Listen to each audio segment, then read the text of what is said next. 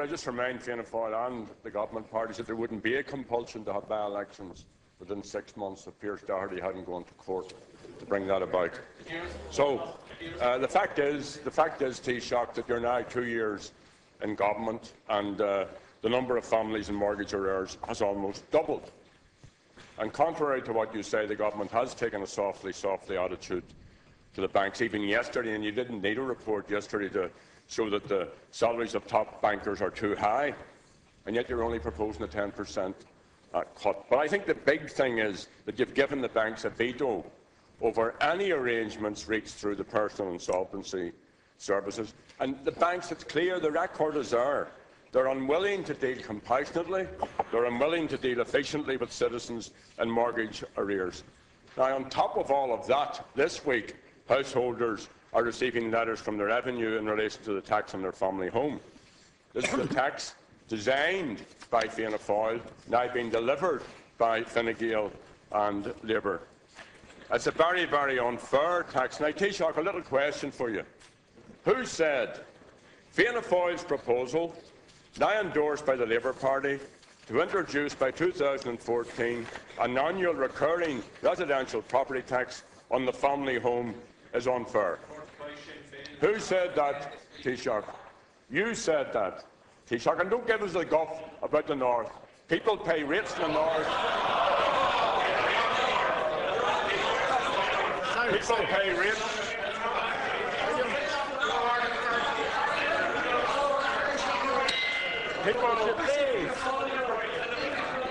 People pay rates. People pay rates in the North, and you know this. Sorry, Richard, hold on, please, hold on.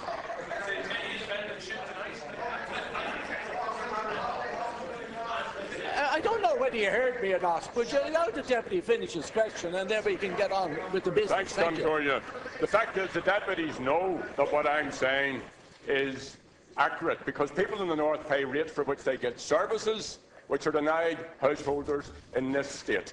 I'm talking about refuge collections, I'm talking about water charges, I'm talking about prescriptions, I'm talking about free school books for their children. What you have here are the largest potholes perhaps in the Western world. So look, Taoiseach, it was you who said Could you give us a that question, this property tax on the family home is unfair. So do you still accept that this is an unfair tax? And do you now accept, because if you're changing tack this afternoon, then explicitly that means that you're admitting failure thus far. So do you accept that your hands-off approach to the banks has failed miserably? Taoiseach? No, I don't. The property tax, as you know, will apply for this year. 65% will be retained in the local authorities.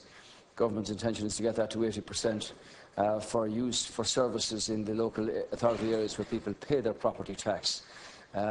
This is a fair tax where those who have the most will pay the most, and clearly it's been set out as providing for services for people in local areas.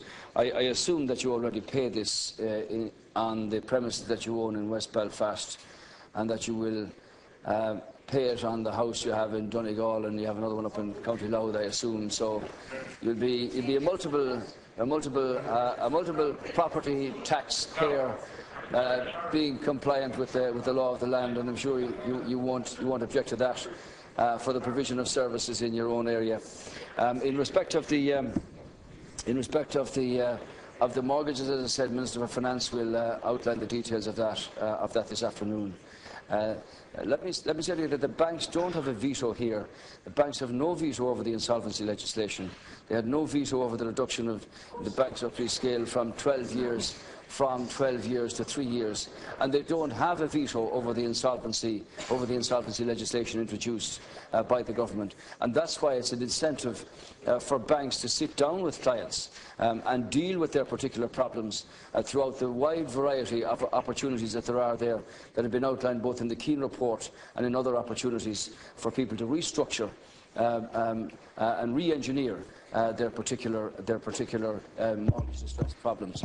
I might say that the rant that you've been on about everybody being evicted and houses being repossessed, was just nonsense. And I noticed that even your own spokesman on finance, when pressurised by in an interview recently, did say that repossessions would be applicable in a case, in small numbers of cases, which is what everybody understands, where no effort is being made to repay mortgages where they could be repaid. So the situation, Deputy Adams, is that for the property tax, 65% this year, rising to 80%, will be retained in the local authorities for the provision of services and infrastructure in those areas where people actually pay it. Deputy Adams, thank you. Well, Taoiseach, first of all, we need to deal with the substance of these issues. Well, for a man from Mayo to even suggest that repossessions of a family home, that evictions, even if it's a small number of citizens from the family home, would in any way be justifiable is totally and absolutely reprehensible. Now, rather than jibing at us, deal with the substance. 1 in 4 mortgage holders are in distress. People have had tax upon tax upon tax imposed upon them. They can't pay it. That's the reality of the situation.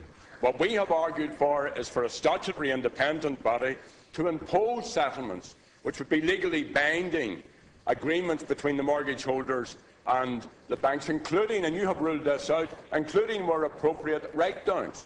That's dealing with the substance of the problem. You do have a veto and have given that veto to the banks. You should remove that veto from the banks. And you have waited time and time and time when I have asked you across this chamber. You've said the regulator doesn't want us to intervene. We can't do anything about it.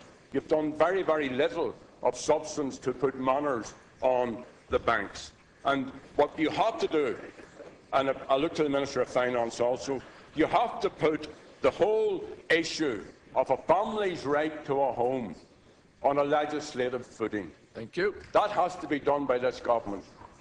The assurance that you haven't given needs to be given now. And stand up clearly. Don't wait, Taoiseach, until this afternoon. Stand up clearly and say that there will be no forced repossessions of families from the family home. Thank you.